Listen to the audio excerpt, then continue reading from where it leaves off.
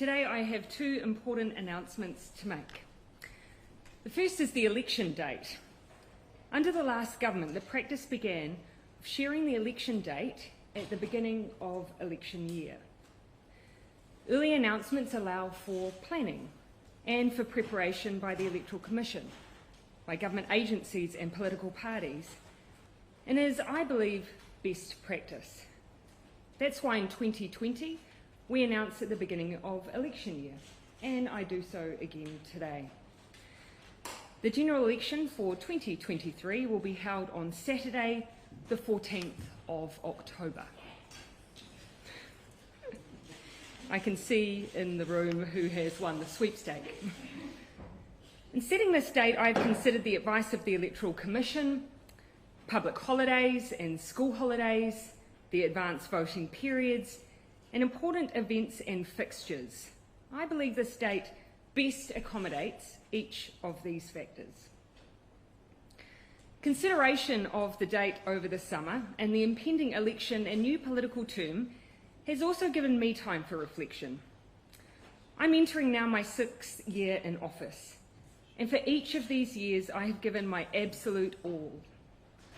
I believe that leading a country is the most privileged job anyone could ever have, but also one of the more challenging.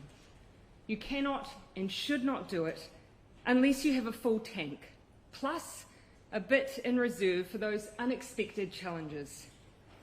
This summer I had hoped to find a way to prepare not just for another year, but another term, because that is what this year requires. I have not been able to do that.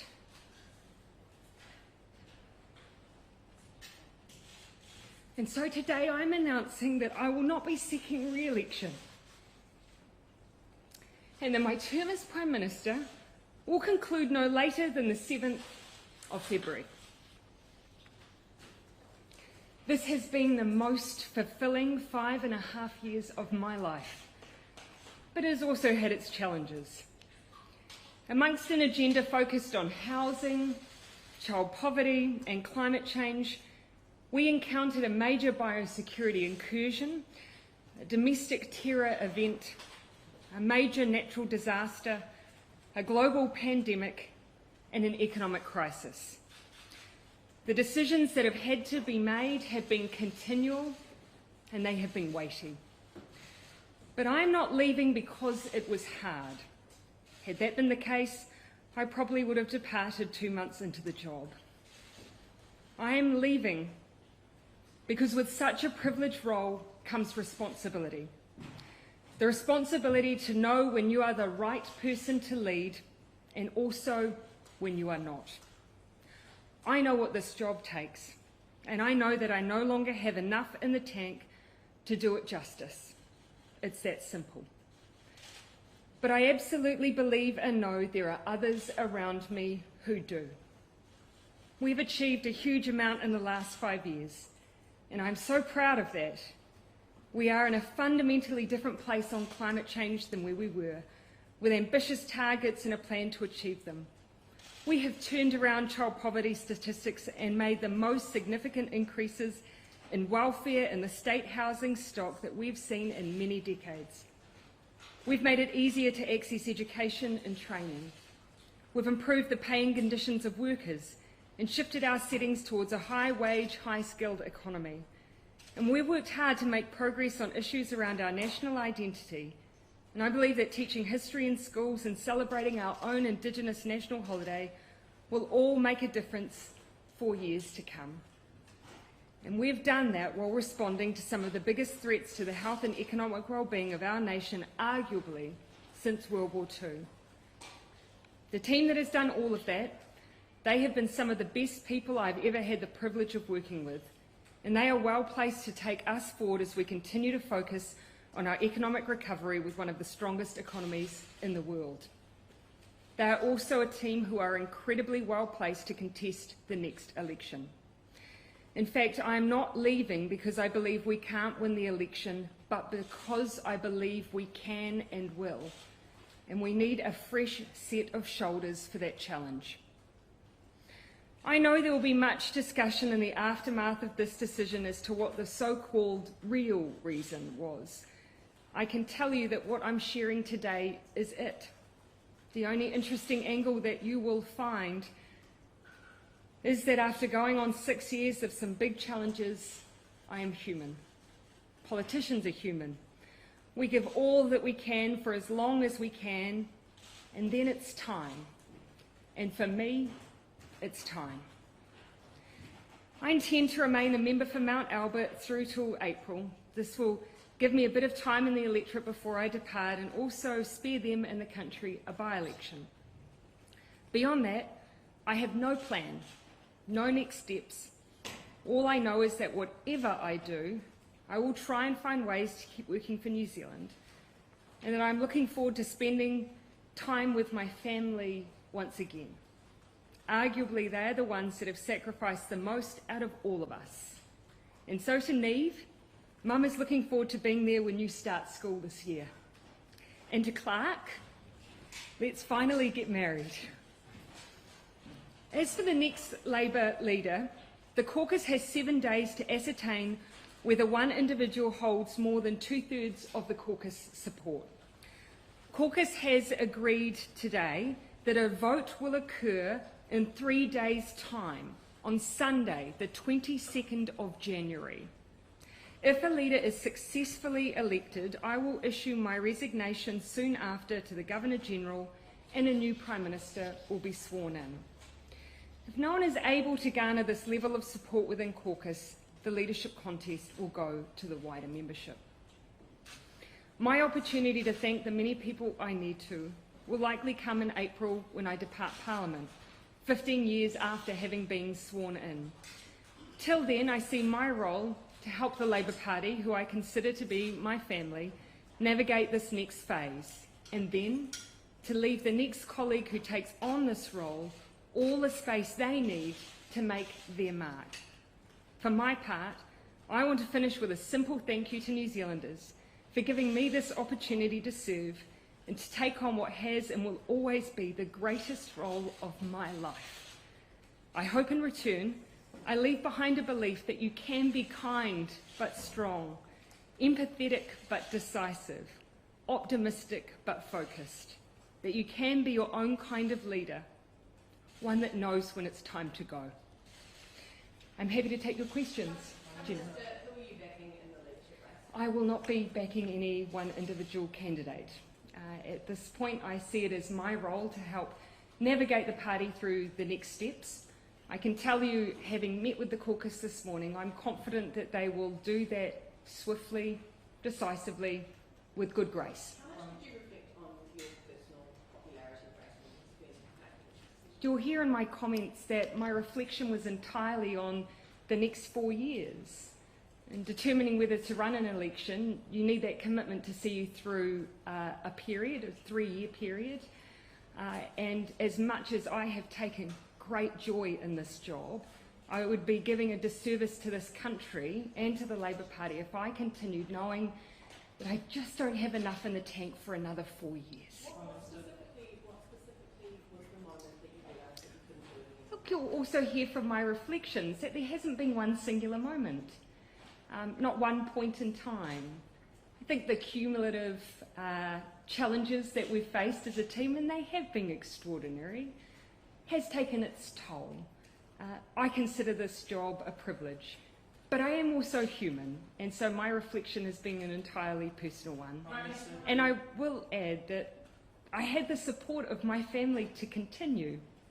In fact, some members of my family, particularly close to me, wanted me to continue, but they've supported my decision. Prime Minister, so much Jason. of the Labour Party brand is built around Jacinda Ardern. Are you worried now that you stepping down will effectively hand the election over to the National Party? Not at all. In fact, you'll hear in my comments today, I've taken this decision because I believe this team has the strength to lead us successfully through the next election.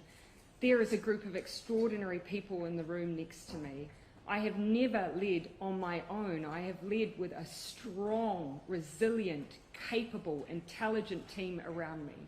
They have experience and the expertise, They've already got New Zealand into the best possible position for the challenges that we face, and I believe their record and their experience will carry them through the next election. What would you put as your top moment of your tenure as Prime Minister? I think I've spent so much time thinking hard about this decision because it is such a critical one, that there hasn't been too much time, I think, for self-reflection. I imagine that I'll do that in the coming months ahead. But I consider every moment, even the hardest of moments, to be a privilege. It's one thing to lead your country in peace times, it's another to lead them through crisis. There's a greater weight of responsibility, a greater vulnerability amongst the people. And so in many ways, I think that will be what sticks with me. I had the privilege of being alongside New Zealand during crisis, and they placed their faith in me. Prime Minister, the job of Prime Minister has become more dangerous in the last few years. Threats to your office have increased. How much did that weigh on you in making this decision? It didn't.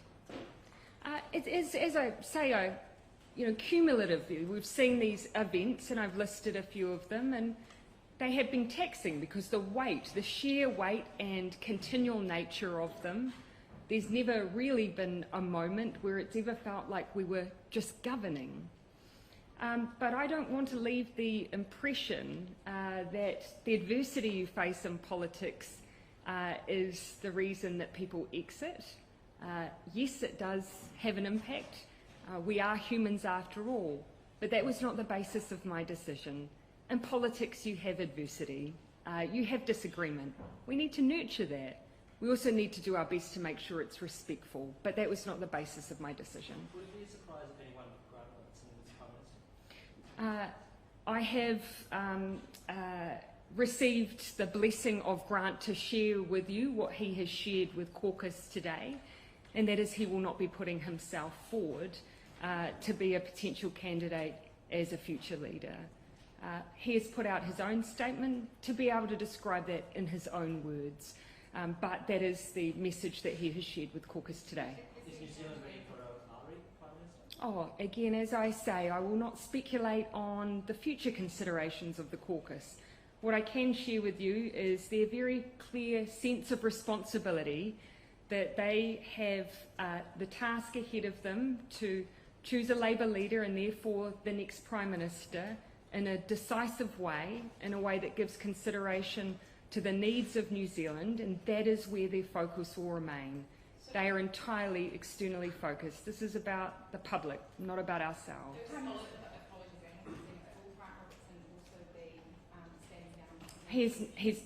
This is simply about the Labour leadership. Have you essentially destabilised Labour with this move? No. I think every leader and every political leader has to reflect on the transitions that need to be made. It's about knowing when you've got what it takes and what is needed to lead, but also having the courage to know when you don't. And so for me, it's about making sure that this transition is as smooth as possible. There's no doubt this is a big change, but I also absolutely believe that we have the capability in our team to continue to carry New Zealand forward. And when did you realise that, sort of to use your metaphor, that you were starting to run on fumes, that the tank was emptying? Yeah, look, it's fair to say that as we loomed closer to Christmas and the summer period, I decided to give myself a chance to really reflect on whether I had what was needed. As I say, I had hoped that I would find what I needed to carry on over that period, but unfortunately I haven't, and I would be doing a disservice to New Zealand to continue. What was the reaction of your... Regrets or unfinished business? Oh, look, I think anyone who leaves this place thinking that the job's done didn't have enough of a to-do list. Of course, there will be things that I wish I could have continued working on, but I also have no regrets because I've lived to the best of my ability in this job by putting all those values that got me into politics first and foremost and front and centre. Will there have been things I'd have done differently? Absolutely.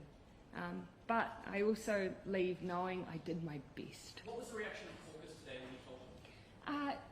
It's fair to say they were surprised, but they also understood.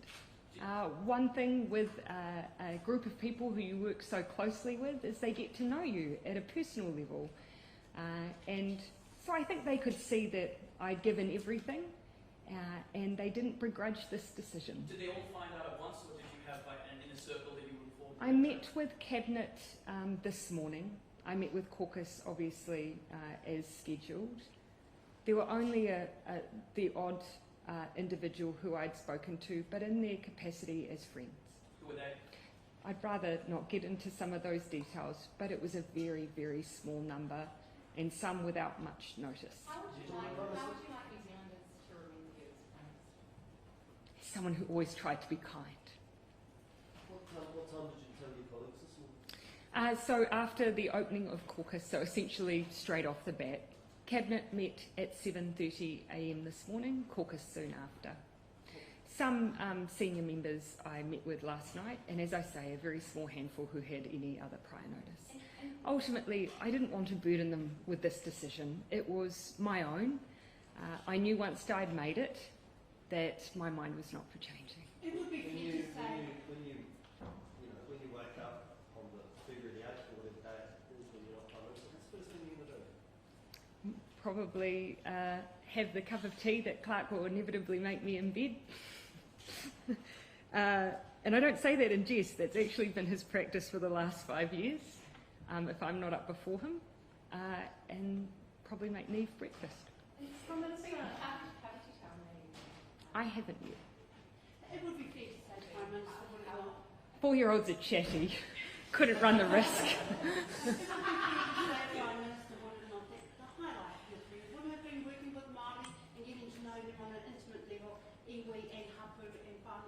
There's a reason I listed that in my remarks, because I have considered that one of my great privileges. I actually remember that it was the day I was welcomed onto a marae in Rotorua in one of my first pohuri as Prime Minister, that in that moment the weight and responsibility of the job really came at me, and it has done every single pohuri I've done since. I believe that we have strengthened our relationships with Māoridom and that we have made progress. Now the key is to keep going. Professor, to a lot of New Zealanders would become as quite a surprise. Yes. What's your message to them who may not have saw that going? Do you know that I'm not unusual?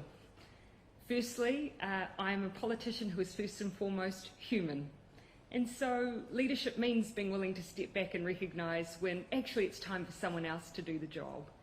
And that I'm not alone in the fact that politicians, and the ones that I work with at least, are constantly thinking about how they can best serve. They're constantly thinking about what they can do on behalf of their communities. They're not all there for power. They're not all there to be in the front seat. They're there to be in a team that makes a difference.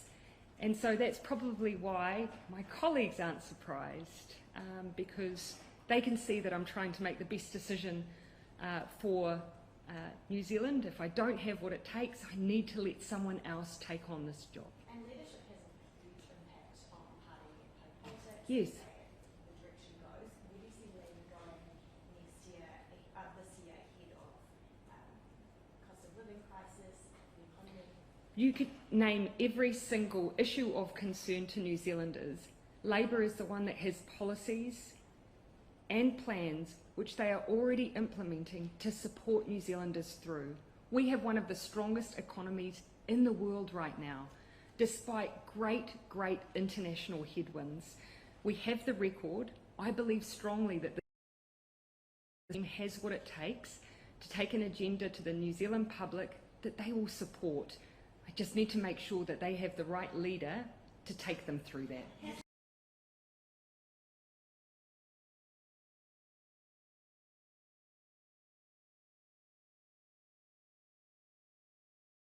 This has been my entire focus, as you can see by the fact that you've not been aware of this. I've kept this essentially to myself and a very small group. And so that has not been my focus. My focus has been this decision, supporting the Labour team through this next stage. Beyond that, I have no plans other than spending a bit of time with my family and then seeing what's next. But that hasn't been my focus. You might not have plans or might not be your focus, but you have ambitions to get to that level.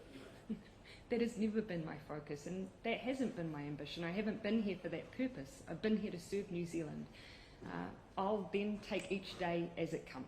Has Calvin Davis indicated whether he is interested in the... As I said, I had the blessing of Grant Robertson to share his news. I haven't sought that from any other member, so I'll allow any other caucus member to speak for themselves. But what I would just reflect on is that when the National Party went through a not dissimilar transition between John Key and Bill English, they took, I believe, 7 days to make their decision. Labour has taken the decision to vote in essentially 3. They do want to make sure they move quickly. They're very united in their focus. They know that they need to be focused on supporting New Zealanders in this time, and so that is why they're looking to move as quickly as they can. Did anyone flag that they were interested in The putting focus, this morning? again, the focus here very much for the team has been making sure that the process is decisive. That's what everyone has been reflecting on, and that's why I have information to share with you on that today. Will you Otherwise, I'll leave individuals to speak to their own positioning. Yeah. Will you still be involved in the campaigning, in the election campaign? As you'll have heard me say, I actually believe it's really important to allow a new leader to make their mark. I will be there for whatever needs, advice, support that can be provided or asked. Oh, sure. I started out as a leaflet deliverer. I'll always be a leaflet deliverer. Leadership contests can be quite divisive. Yeah. Do you anticipate that can happen No. again? No, I mean, look, it's ultimately, there will be, of course, debate, discussion. That's what you'd expect in a healthy democracy. That's what you'd expect in a healthy team. But this is also a team that, as I say, they're focused on New Zealand. They know their job is to move as quickly as they can, as decisively as they can, and as gracefully as they can. But do you accept you have now made your team's job so much harder with this decision? No, I don't. The job for them would have been hard if they had a leader who didn't have enough in the tank to take them through. Did you seek the counsel of somebody like Helen Clark that has been through this, or dare I say John Key, who has been through a similar situation? No. As I say, ultimately I felt it was a decision I had to take responsibility for. That's not to say I didn't take the counsel of a small group, but as I say, small group, and ultimately my decision. What's been the toughest part of the job? Probably naming one as a single tough moment when there are so many options. Managing to make progress on all the things that you are there to achieve while still taking on the challenges of the day. You know, housing as a crisis, child poverty, climate change doesn't go away just because you have a pandemic. So just continuing to keep up that momentum, but we have. So I'm so proud of that. Are you comfortable with the state that you're leaving New Zealand in? Yes. It is not an easy time. There are struggles out there for many, absolutely. There is much work to be done, absolutely. But have I given all I can to put us in the best possible position? I have, and I know that hand on heart. Was there a particular Clear. time and place at which you made your final decision? No, there hasn't been a singular moment. As I say, nearing the end of the year, I thought I really need to give myself the summer to really consider whether or not I have what it takes to continue. Once I'd realised that I didn't, I knew unfortunately there wasn't much alternative other than to hand over now. I did give some thought as to whether or not there was a way to complete the term, but our system just simply doesn't work like that, and that is what it is. Perhaps I'll take a final 2 questions, Amelia, and then... I haven't finalised some of those plans. As you'll see, I've said that I anticipate that I will resign and the new Prime Minister will be sworn in by the 7th of February.